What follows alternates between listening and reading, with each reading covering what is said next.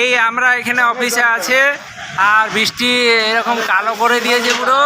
এখানে মানুষ দেখাই যাচ্ছে না, কে কি দাঁড়িয়ে আছি কে কি করছে কিছু বোঝাই যাচ্ছে না। এই যে বৃষ্টি বিজলি চমকাচ্ছি টিং টিং করে।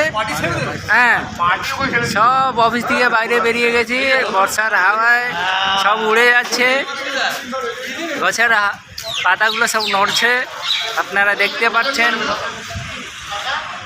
এই যে কিছুই দেখা যাচ্ছে না।